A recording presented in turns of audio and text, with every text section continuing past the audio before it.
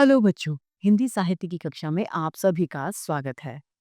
हिंदी साहित्य की कक्षा 8 का अध्याय बुद्धि का महत्व आज हम पढ़ने जा रहे हैं। हिंदी साहित्य हमें सिर्फ भाषा से ही अवगत नहीं कराता, अपितु जीवन जीने की कला और उसके महत्व से भी अवगत कराता है। तो आइए इस अध्याय को प्रारंभ करते हैं। ये है अध्याय 3, बुद्धि का महत्व, यानी हमारे अंदर जो बुद्धि है उसका क्या महत्व है हमारे जीवन।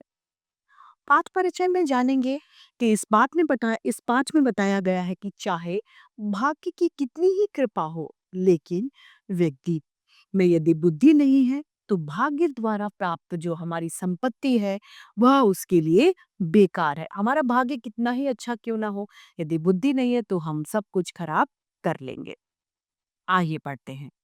एक बार बुद्धि और भाग्य में किसी बात को लेकर बहस हो गई, यानी कहासुनी हो रही होती है। अपनी बात अपनी जगह से हटकर आपस में तू तू मैं पर उतर आई। बात बहस हटकर झगड़े में तब्दील हो गई। भाग्य ने बिगड़कर कहा, मैं तुमसे बड़ा हूं। भाग्य क्या कहता है कि मैं तुमसे बड़ा हूं। समझदार बुद्धि हंसकर बोली, तो मैं भी कह सकती हूँ, पर फिर बहस बढ़ेगी। क्या यह अच्छा ना होगा कि हम दोनों अपनी अपनी शक्ति का प्रदर्शन करके देखें। जो जीतेगा वही बड़ा होगा। वो बोली कि मैं भी तुमसे कह सकती हूँ ये बात, लेकिन उससे क्या होगा, बहस को हम बढ़ाएंगे। मैं चाहती हूँ कि हम लोग रुक जाते हैं और अपनी अपनी शक्ति का प्रदर्शन करके देखते हैं कौन जीतता है। भाग्य ने इस बात को स्वीकार कर लिया, यानी भाग्य ने कहा कि ठीक है, मुझे तुम्हारी शर्त मंजूर है। दोनों अपनी अपनी शक्ति के प्रदर्शन के लिए जगह की खोज में चल पड़े। चलते चलते उन्हें एक गडरिया नजर आया। एक गडरिया जो होता है वो उन्हें नजर आता है, जो शांत भाव से अपनी भेड़ें चरा रहा था। भेड़ों का चरवाहा था, वो चरा रहा था। उसे देख बुद्धि ने कहा, क्या तुम इसे वैभवशाली बना सकते हो? बुद्धि ने भाग्य से कहा कि तुम इसे वैभवशाली बना सकते हो। भाग्य बोला, क्यों नहीं, मैं चाहूं तो इसे सम्राट बना सकता हूँ। भाग्य ने बड़े अभिमान से उत्तर दिया, यानी उसे क्या था, घमंड हो रहा था अपने ऊपर। बुद्धि थोड़ी सी मुस्कुराई, यानी थोड़ी सी हंसी मुस्कुरा कर बोली, अभागा कहीं, सम्राट बनते बनते प्राणों से हाथ ना धो बैठे, तो अब तुम अपने वचन से पीछे हटना चाहती हो। भाग्य ने गुस्से से ये बात कही। बुद्धि बोली, नहीं, बिल्कुल नहीं, मुझे स्वीकार है, तुम इसे सम्राट बना दो। मैं जब इसे लोगों पर शासन करते देख लोगी तब तुम्हारे सामने अपना सिर झुका दूंगी, नहीं तो तुम्हें मेरे सामने सिर झुकाना पड़ेगा। बुद्धि बोली, नहीं, जैसा तुम चाहते हो मैं वैसा ही करूंगी, तुम इसे सम्राट बनाओ, और यदि ये व्यक्ति लोगों पर अपना शासन करेगा तो मैं इस बात से खुश होंगी और मैं अपना सिर तुम्हारे आगे झुका लूंगी, यानी मैं अपनी हार मान लूंगी। ठीक है। यह कहते ही भाग्य ने गडरिये पर अपने कृपा का हाथ रख दिया और बुद्धि उसका हाथ छोड़कर एक दर्शक की तरह खड़ी हो गई। गडरिया आगे बढ़ा।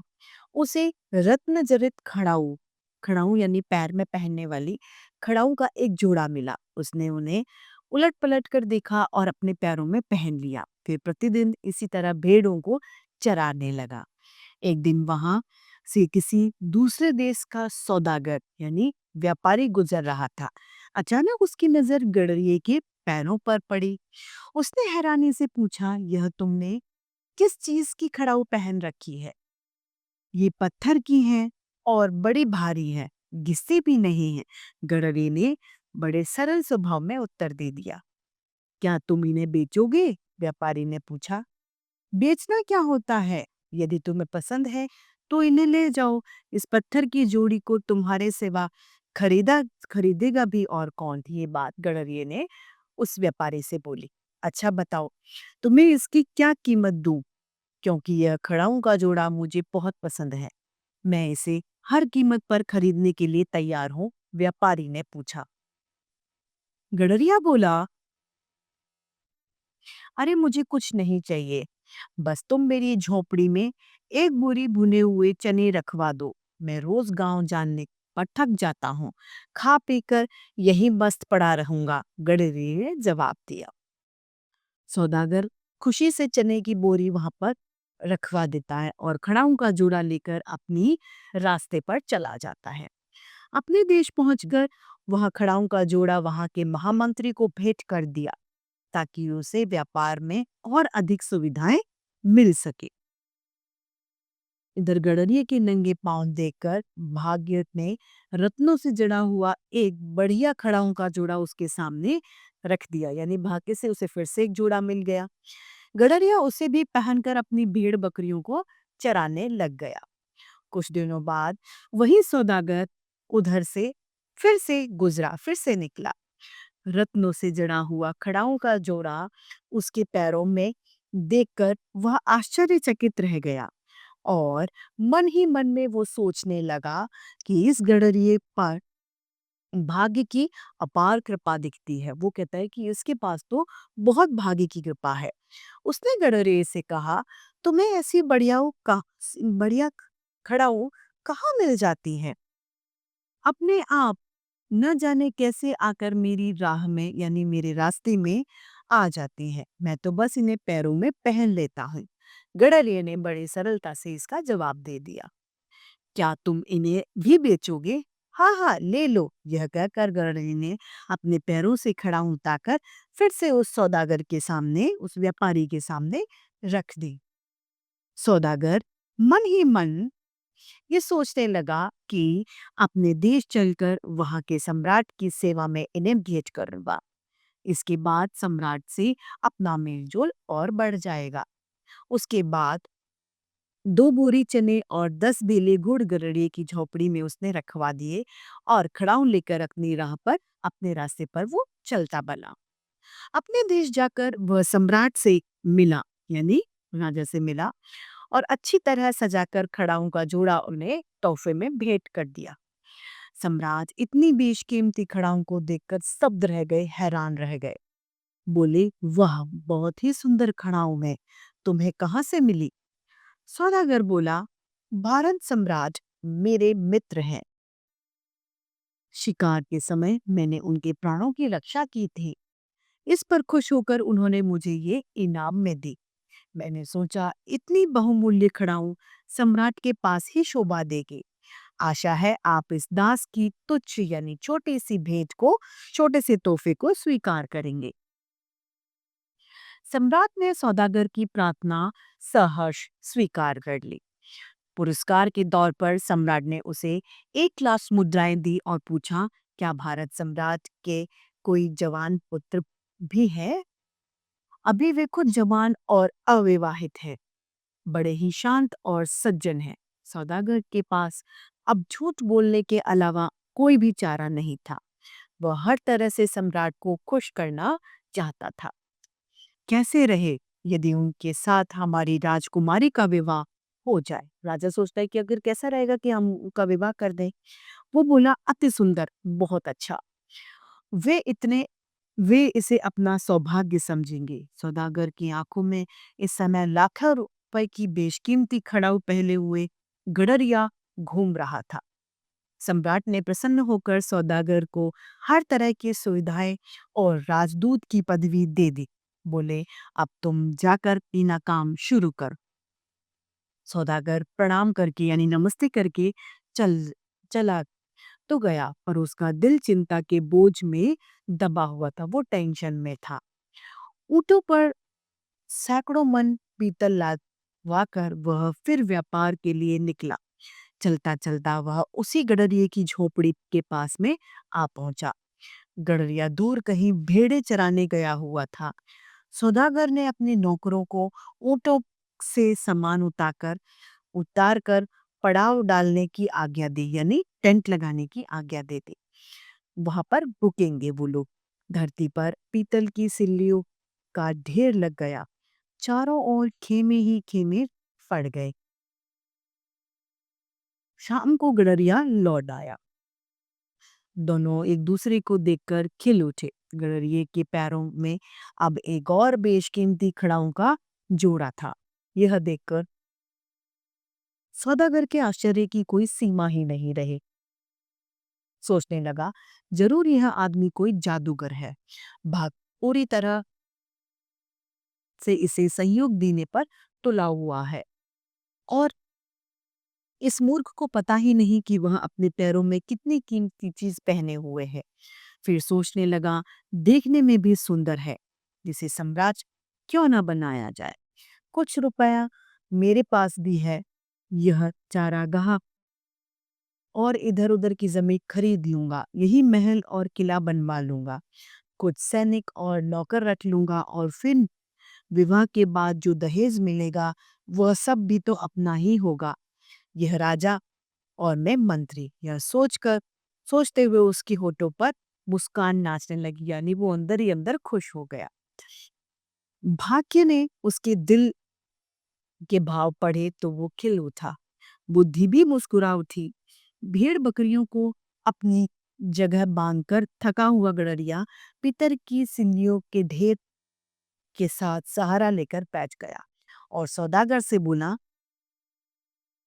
अब की बार तुम बहुत जल्दी लौट आए। हाँ हाँ, बहुत काम पड़ा था। अब मैं तुम्हारे पास कुछ दिन रहूंगा, तुम्हें कुछ ऐतराज तो नहीं? अरे वाह, ऐसी बात कैसी बात करते हो, जंगल में मंगल हो जाएगा। बस मेरी भेड़ बकरियों को तुम्हारा कोई आदमी ना छेड़े। अरे, अब तुम इन भेड़ बकरियों की चिंता मत करो, मैं तुम्हें सम्राट बनाने वाला हूँ, यानी राजा बनाने वाला हूँ। सम्राट, वह क्या बला होती है, यानी वो क्या चीज उधर? गडरिये ने बड़ी हैरानी से उससे पूछा। सम्राट यानी महाराज, मतलब कि आसपास के इलाके के जितने भी आदमी हैं वह सब तुम्हारी चाकरी यानी नौकरी करेंगे। मैं अपने देश की राजकुमारी से तुम्हारा विवाह यानी तुम्हारी शादी करवाऊंगा। मेरा विवाह, तुम्हारी बातें तो मेरी समझ में आ नहीं रही, पर ठीक है, जो तुम्हारी इच्छा हो सो करो, बस मेरी भेड़ बकरियों को कुछ ना कहो। यह कहते कहते वह अजीब मूर्खता से हंस दिया। तभी अचानक सौदागर की नजर पीतल के ढेर पर पड़ी। वह आंखें फाड़कर देखने रहा था कि पीतल में एक अजीब तरह की चमक आ गई थी। अब वह पीतल नहीं, सोने का ढेर था। वो किसने बदल गया था? सोने में बदल गया था। वह सोचने लगा, ओह, यह आदमी कितना भाग्य का बली है। इसे सम्राट बनाना बहुत कठिन काम नहीं, यह तो सम्राट बना हुआ ही है। भाग्य ने जीते हुए वीर की तरह अभिमान से बुद्धि की ओर देखा। बुद्धि ने मजाक में ही उत्तर दिया, कोई बात नहीं, अभी आगे बढ़ो। सौदागर ने अपना सोचा हुआ काम शुरू कर दिया। सोना बेचकर जमीन खरीदी, महल और किला बनवाया, सेना भर्ती की, यानी अब जो सैनिक थे वो सेना भी भर्ती हो गई। अब बेशुमार दौलत उसके पास थी। वहां के जागीरदारों को मुंह मांगा रुपया देकर कुछ जागीरें भी उसने खरीद ली। गडरिये के लिए बढ़िया बढ़िया कपड़े बनवाए। सजा हुआ गडरिया शक्ल सूरत से तो अब राजा लग रहा था, पर वास्तव में उसे राजा का अर्थ भी यानी उसे मतलब भी राजा का नहीं पता था कि राजा क्या होता है। धीरे धीरे सौदागर ने उसकी भेड़ बकरियां भी इधर उधर कर दी। जब गडरी ने पूछा तो कह दिया, रात में खुलकर न जाने वो कहाँ चली गई। गडरिया सबके सामने बहुत रोया, चीखा और चिल्लाया। सौदागर खींच उठा, अजीब मूर्ख से पाला पड़ा है, बुद्धि तो उसे छू तक नहीं गई, यानी बुद्धि इसके पास है ही नहीं। वह गडरिये से कड़क कर बोला, खबरदार, जो आगे से किसी के सामने चीखे चिल्लाए, जो बात कहनी हो मेरे कान में आकर कहना। यह देख ताना मारते हुए बुद्धि ने भाग्य से कहा, देख रहे हो तुम्हारे सम्राट की क्या दशा हो रही है। भाग्य बोला, बुजुर्ग को कहने का अधिकार है। बुद्धि हंस दी। इधर सौदागर ने अपने महाराज को विवाह की सूचना भेज दी। बात पक्की हो गई। विवाह का दिन भी तय हो गया। समय पर सौदागर गडरिये को दूल्हा बनाकर शाही बारात सजाकर विवाह के लिए निकल पड़ा। बारात का ठाट देखते ही बनता था, यानी बहुत अच्छी बारात थी। हाथी, घोड़े और रथों की बहुत लंबी लाइनें थीं, कतारें थीं, पंक्तियां थीं। दूल्हे के साथ सौदागर हाथी पर बैठा आगे चल रहा था। उससे आगे शहनाई बजती जा रही थी। लड़की वालों ने भी जोरदार स्वागत किया। यह सब देख गडरिया बहुत परेशान था। उसने सौदागर के कान में कहा, ये लोग क्यों आए हैं? कहीं मुझे पकड़ने तो नहीं आए? कहीं मेरी भेड़ बकरियां तो इनके खेत में चढ़ने नहीं चली गई थी? स्वागत करने वालों में से महामंत्री ने सौदागर से पूछा, सम क्या सम्राट ने हमारे लिए कुछ आदेश दिया है? सौदागर ने कहा, हाँ, हमारे सम्राट का कहना है कि स्वागत में आए हुए प्रत्येक आदमी को 10-10 सोने की मोहरें इनाम में दी जाए। चारों ओर गडरिया साम्राज्य की जयकार का नारे गूंजने लग गए। भाग्य ने अट्ठास लगाते हुए बुद्धि की ओर देखा, यानी हंसते हुए ताकत देते हुए बुद्धि की तरफ देखा। बुद्धि शांत भाव से बोली, पर यह सब तो सौदागर की मेहरबानी से हुआ है ना, क्योंकि मैंने सौदागर का साथ नहीं छोड़ा। यानी बुद्धि ने सौदागर का साथ नहीं छोड़ा। सौदागर के सहारे मैं और तुम अपनी अपनी मंजिल की ओर बढ़ रहे हैं। इस कहानी के अंत में हमारी हार जीत का फैसला होगा। बात आगे बढ़ती है। बारात की अगवानी हुई, स्वागत हुआ, दावत का रंग जमा, दावत हुई। फिर रात को भावरें पड़ी, यानी फेरे पड़े। भावरों के बाद दूल्हा बना गडलिया चित्रशाला में चला गया। वह बहुत परेशान था। डर के मारे उसका बहुत बुरा हाल था। वह बार बार सोचता, आखिर यह सब क्या था? मैं फिजूल सौदागर के चक्कर में पड़ गया। आधी रात को गडरिया को पायलों की झुनझुन की आवाज सुनाई पड़ी। पायलों की झुनझुन से गडरिये के मन में बेहद डर भर दिया। वह कांप उठा। उसने बचपन में भूत प्रेत और डाकिनों की कहानियां सुनी थी कि वह रात के समय आकर लोगों को मार डालती है। उसने अनुभव किया कि वह आवाज और निकट आती जा रही, यानी और पास आ रही है। कुछ देर बाद किसी ने कमरे का दरवाजा खटखटाया। वह डर से पीला पड़ गया। उसका दम फूल गया। अपने बचने का अब उसे कोई उपाय नहीं सूझ रहा था। वह लपका और खिड़की से छलांग लगाने लगा। अब उसकी मौत नजदीक थी। तभी बुद्धि ने भाग्य से कहा, इसे बचाओ, तुम्हारा सम्राट मौत के मुंह में जा रहा है। भाग्य चुपचाप खड़ा था। उसकी समझ में नहीं आ रहा था।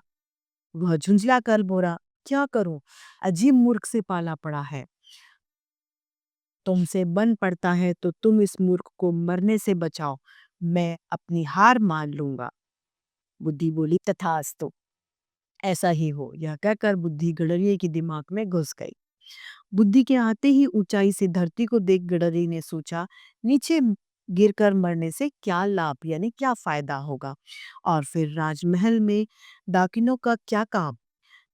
तभी वह खिड़की को छोड़कर कमरे में लौट आया। फिर उसे ध्यान आया कि जिसके साथ रात को मेरी भांवरें पड़ी थी, उसके पैरों में भी ऐसी ही आवाज आ रही थी। हो सकता है मेरी दुल्हन ही मुझसे मिलने आई हो। ओह, मैं भी कैसी मूर्खता करने जा रहा था। धीरे धीरे सारी कहानी उसके दिमाग में घूमने लगी। क्यों? क्योंकि उसके दिमाग में अब बुद्धि आ गई थी। अब उसने हंसते हुए दरवाजा खोला, दुल्हन का स्वागत किया और दोनों खिल उठे। दूसरी ओर भाग्य बुद्धि के सामने अपनी हार मानकर सिर झुकाकर खड़ा था। ये 5 एक लोक कथा है। तो इसीलिए कहा गया है कि भाग्य के साथ में बुद्धि का होना बहुत जरूरी है। तो हिंदी साहित्य का ये रोचक अध्याय यही समाप्त होता है और उसी के साथ कक्षा भी आज की समाप्त होती है। फिर से हिंदी साहित्य की कक्षा में ऐसे रोचक अध्याय लेके आपके समक्ष प्रस्तुत होते रहेंगे। आज के लिए इतना ही, फिर मिलते हैं। धन्यवाद।